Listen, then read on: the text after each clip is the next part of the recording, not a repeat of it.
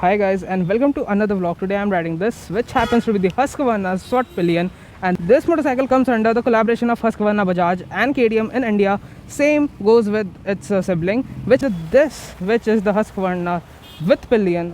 The only difference between this and that motorcycle happens to be the long seat height and a place to keep your luggage, which is not present in this variant. It is available in this variant.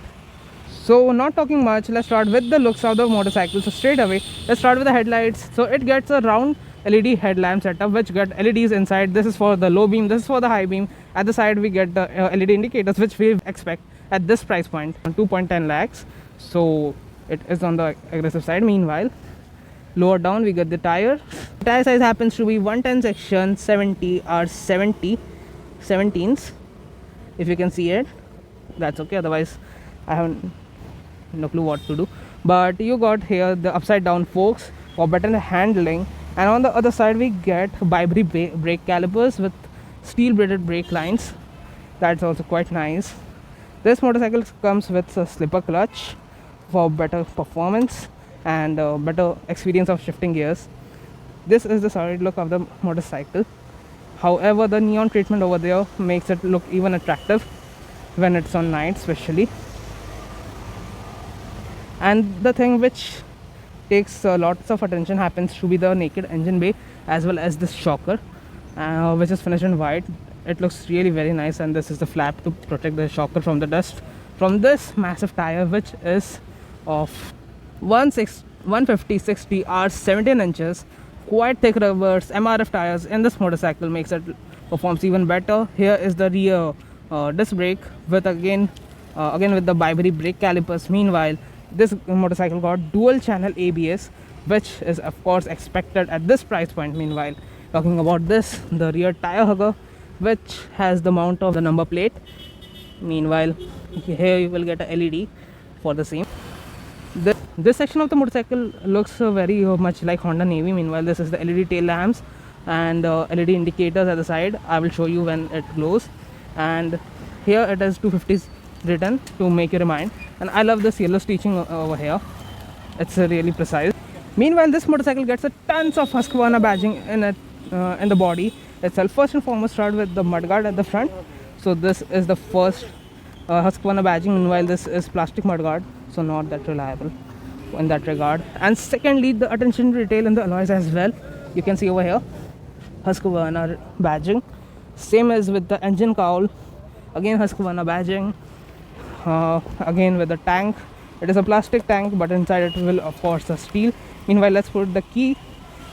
But before that, we can see Husqvarna badging in the fuel lid as well. Let's see how it opens.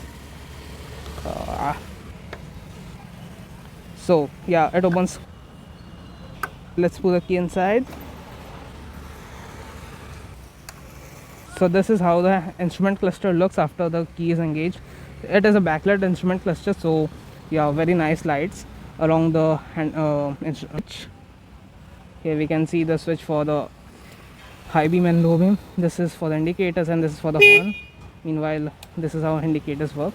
And let me turn on and here's the pass light, and switch gear quality is really nice. Meanwhile, I will turn on the motorcycle to show how the lights are. And here we get the engine kill switch along with this starter button. Here we don't need to press the clutch to start a motorcycle. It's just one press go and then it's started. That's how the motorcycle looks when it's started. Let's turn on the high beam as well.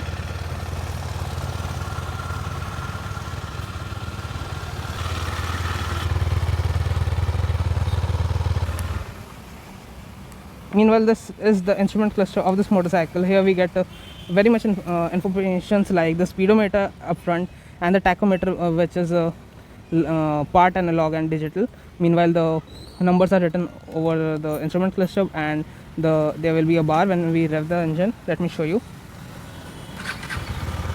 So it's like this bars when we will exit. Okay. So that's how it happens. Meanwhile, it got a ton of informations like the side stand indicator, low fuel warning, and this is the fuel indicator with the timing. What's the time? So yeah, right now it's 5. No, The time in this is quite slow, I will say, because it's 10 minutes slower according to the real time. Meanwhile, here it gets the temperature. I believe it's engine temperature. In order to toggle through, we got these two buttons over here, and they are quite hard to press. It says mode and set. When we select the mode, it gets trip 1, then trip 2, then road, and then again the normal information which we got. This is the average fuel economy, and right now it's not showing because the motorcycle hardly done any kilometers, that's why. And in terms of odometer, we got this service at 996 kilometer. Fuel range, again back to the same thing. So decent information on offer from this motorcycle, and telltale lights all over the place, like this indicator. This is the engine check light, neutral, and ABS switches as well. Meanwhile, Husqvarna logo at the instrument cluster as well. So please write down in the comment section how many Husqvarna logos are there in this motorcycle, and hear the exhaust.